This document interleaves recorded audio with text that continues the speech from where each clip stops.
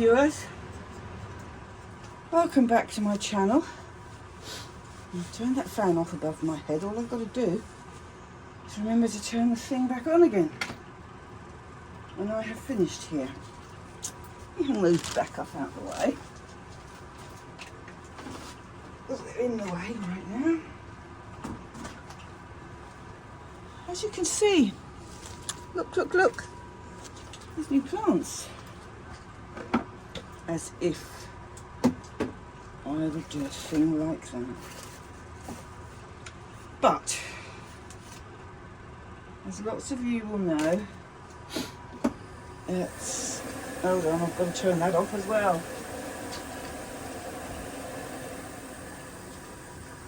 I can't stand in here with that on. It's been Malvern, International Orchid Show this weekend.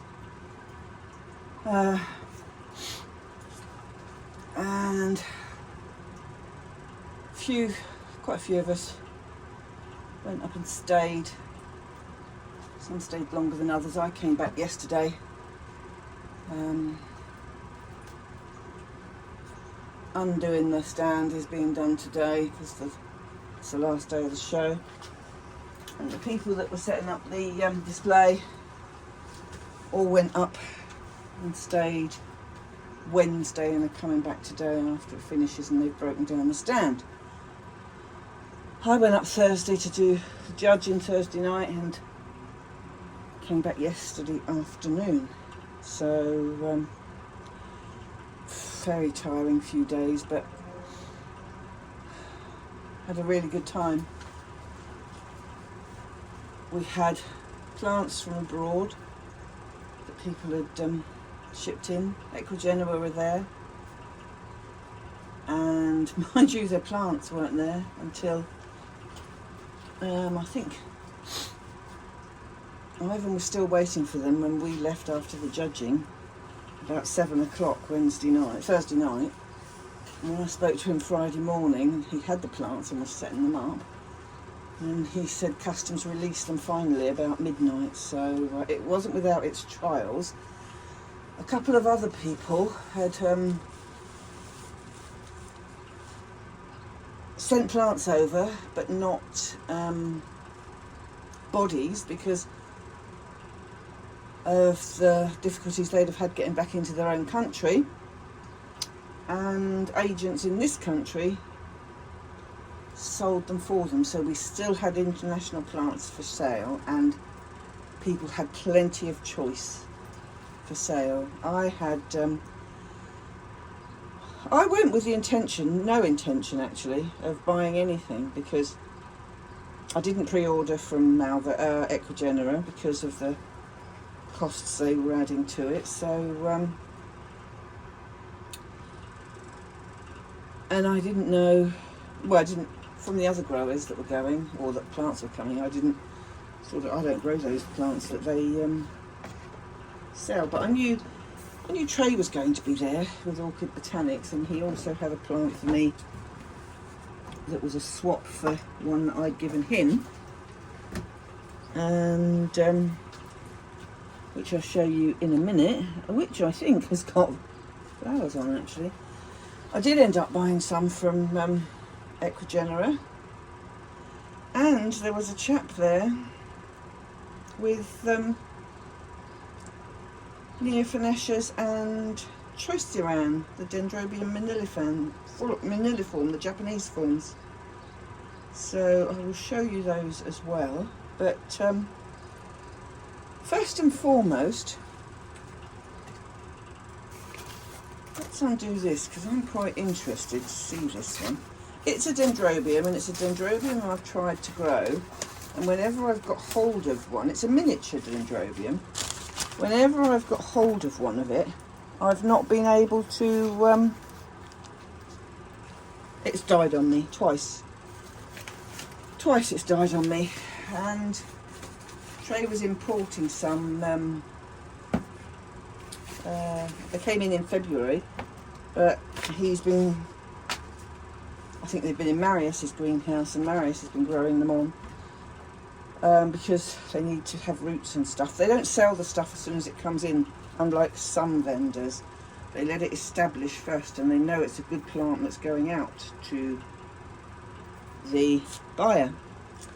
Now this is Dendrobium Christianum, and look here, that's one flower, and I do believe, let's do it that way, go that way then. There's another one there.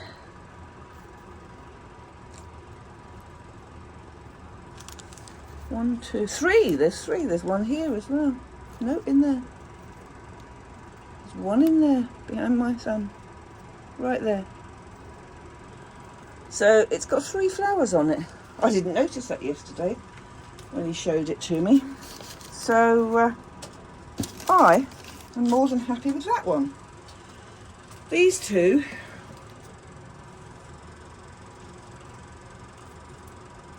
one, well, both of them I've tried to grow before and not done a very good job of them. I need to try and grow them on. This one I killed, Masdevallia racemosa, but I was foraging through his bits and pieces and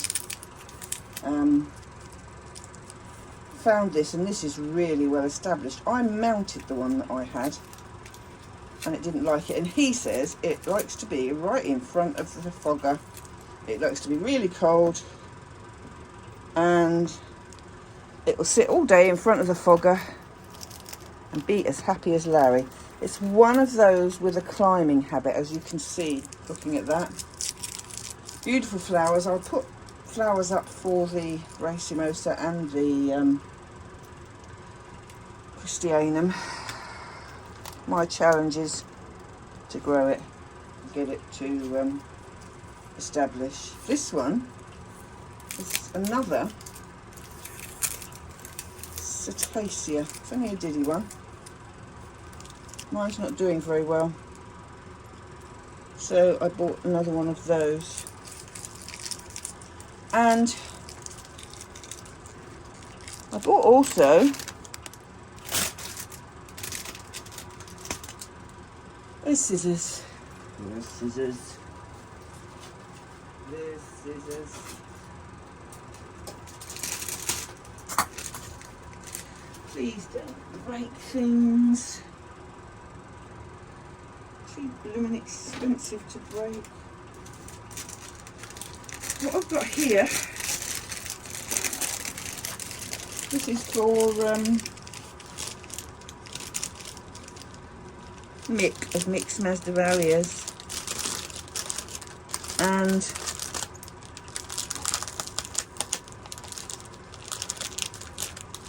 we'd had a conversation and he said he was still looking for this one. I hadn't been able to get it, so I said if I found one in Malvern, did he want one? And he said yes. £30 though, so it wasn't cheap, but I don't think my one was cheap. And it's I'm going to pot it up before I send it to him, because I've already given it, it's been soaked and revived, and you can see what the root's going to be like. I'm not expecting them to be brilliant because they've been travelling from Ecuador. You go on the floor, you get away from my spare battery. No, they're not bad. They're not bad. So that's what you've got, Mick. There's one new growth there that isn't going to come to anything. There's one there that is going to carry on growing. That one is not, I don't think. This one, I think, will. So it's a nice plant, and I'm going to put it, I'm just going to cut that across there. I'm not going to do it today because I'm going to leave it sitting on this moss tonight. I haven't done an awful lot of anything today. I haven't had the energy. I wanted to get this filmed so that I could sort these plants tomorrow. But that's going for Mick. And when I've sorted it, I'll wrap it up and post it to him. But it is a nice plant. So it's very interesting in the bathroom in my hotel room. I can tell you that, people. Because what I used to do, because I always used to have an order from Equigenera, so I always took with me a 2-pint milk bottle full of rainwater and a plastic tub like this, smaller version, and used to, in my hotel room, before I came home, soak them in rainwater. Well, as I wasn't planning on doing anything, I didn't take any with me, so I had to find receptacles, borrow scissors, and the shelf in my bathroom. Soap dish holder had cutest buffoonish in. The glass that was on the sink that was meant for your toothbrush had this one in, which is a hybrid of Princeps crossed with Ayabacana, because I love Princeps and I love Ayabacana, and I haven't had that hybrid for a very long time, so I bought that.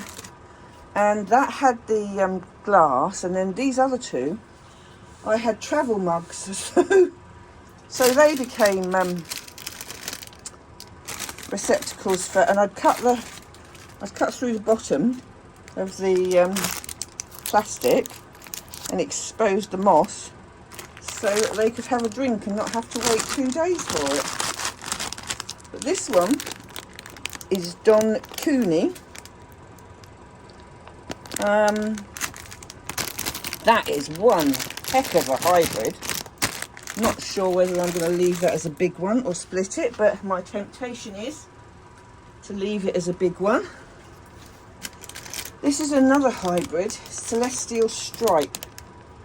And I have been saying this year that I haven't been able to get hold of Stripe. Now I need to get this out of here because it's got leaves that are being lost. So I need to get the plastic off of these tonight. But they're wet enough to sustain sitting on the moss. They'll be fine. And then went back and had another forage. I'd seen a couple of Draculas, but one he wanted £100 for and one he wanted £90 for. I didn't want to pay that. And I'd been talking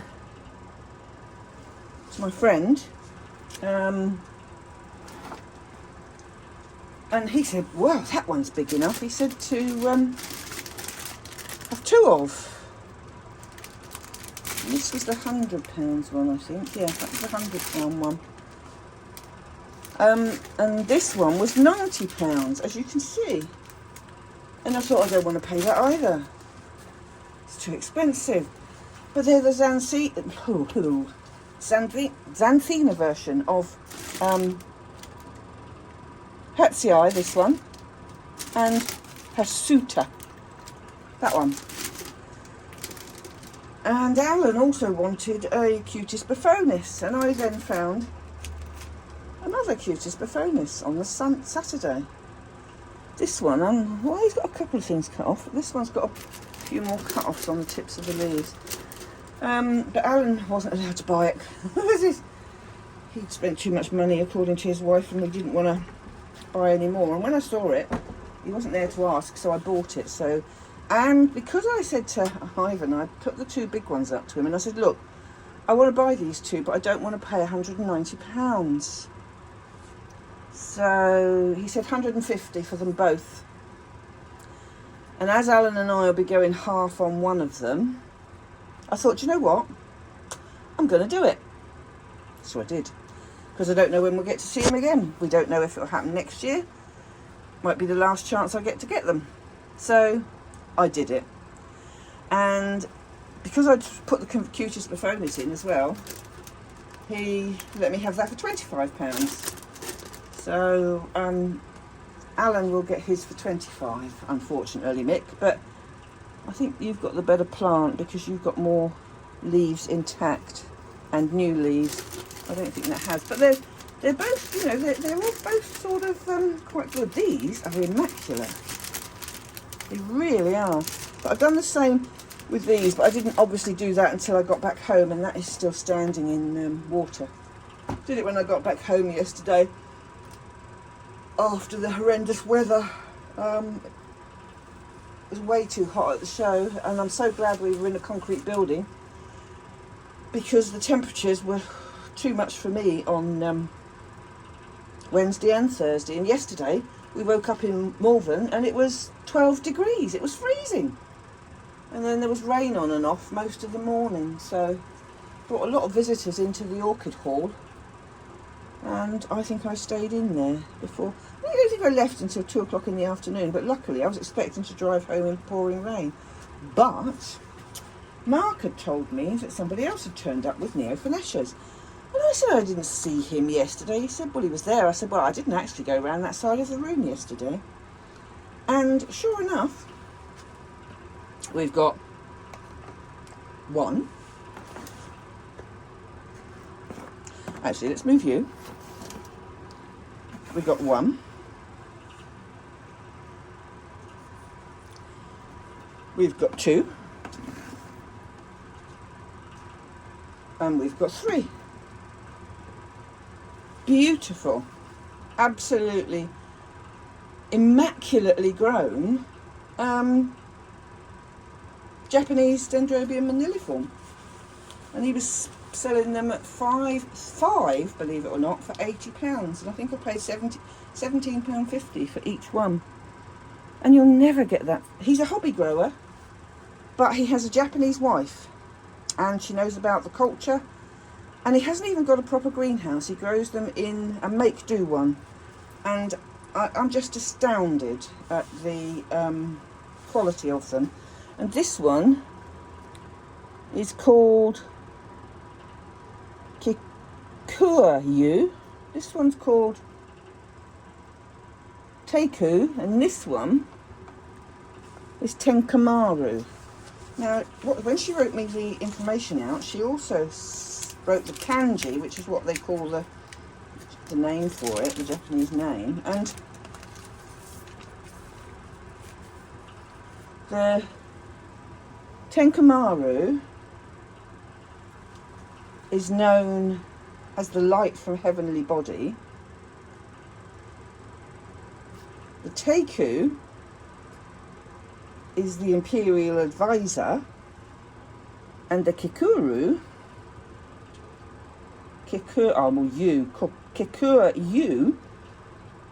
is the noble dragon. But they are, I couldn't resist them.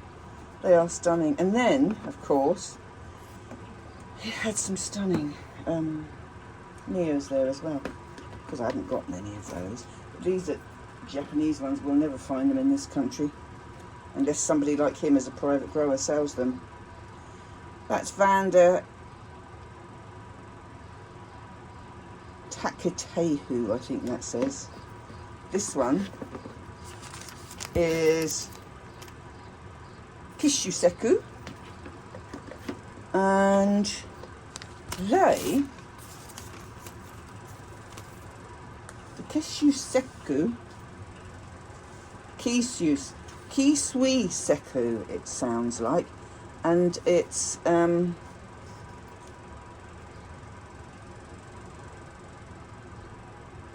other known name is Snow,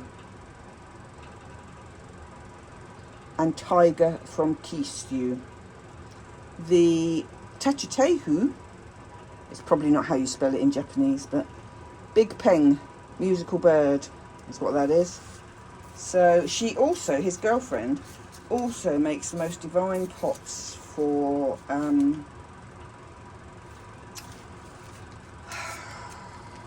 ceramic pots for these, and I have bought one previously, and she does them with little saucers as well. Where's my pot gone? Because I used it last week for something. I don't think I put a... not sure.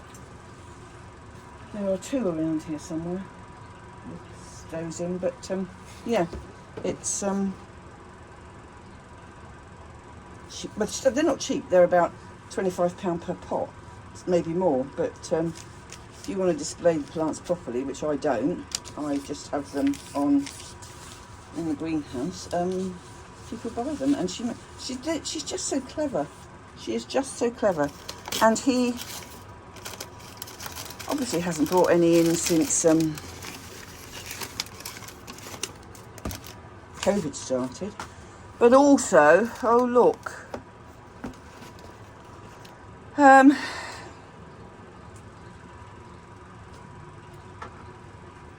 Trey had another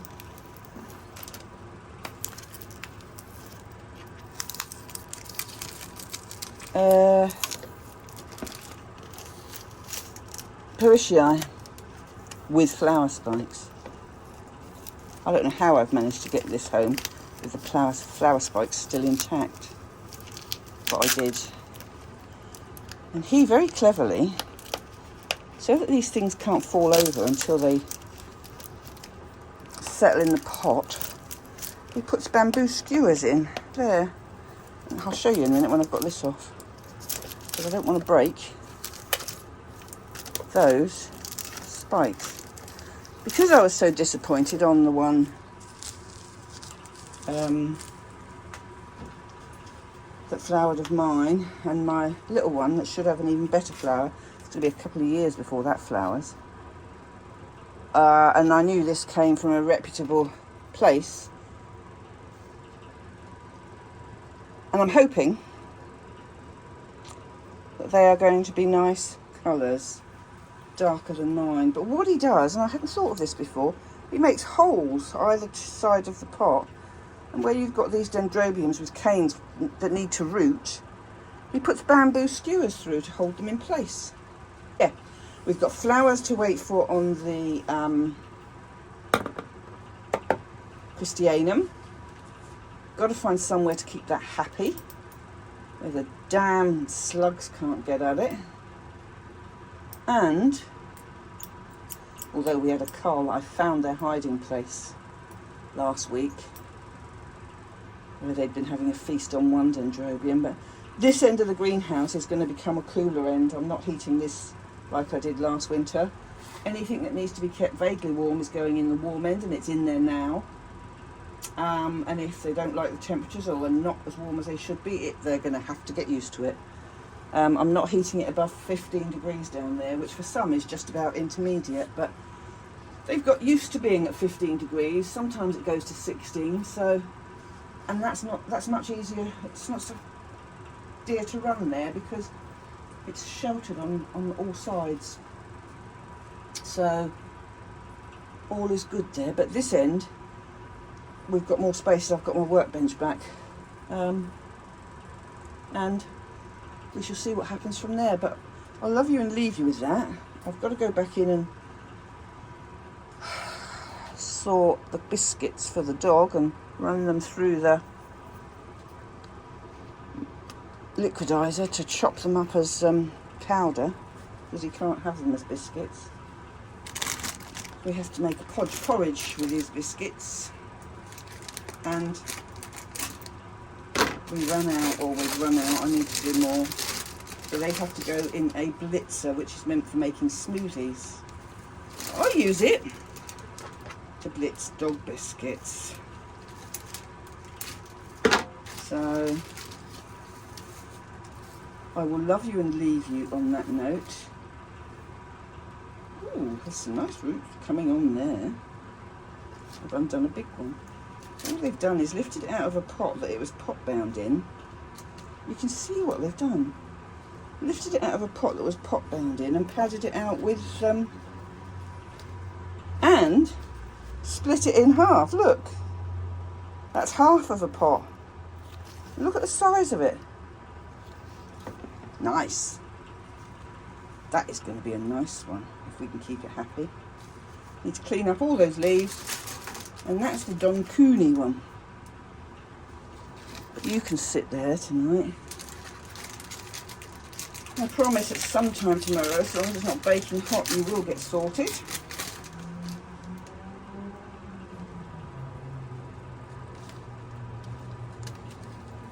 But Lots to do. There's always lots to do when you buy these things.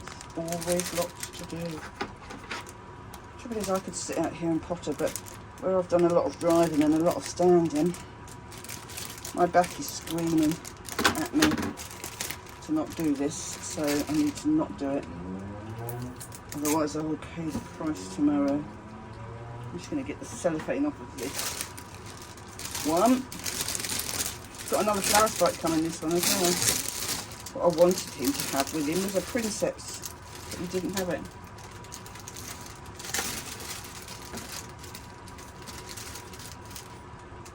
That was the flower spike with the broken tip. That got broken. There's a flower spike. Where are you? There you are. Now that is the 1, 2, 3, 4, 5th flower on this. This was the one that had the spike on, and that's gone. Alan bought one of these, and he had 3 flower spikes on his Jeremy Devil. But they'll be fine. I'm going to pick those out of there too, because I don't want anything getting at them.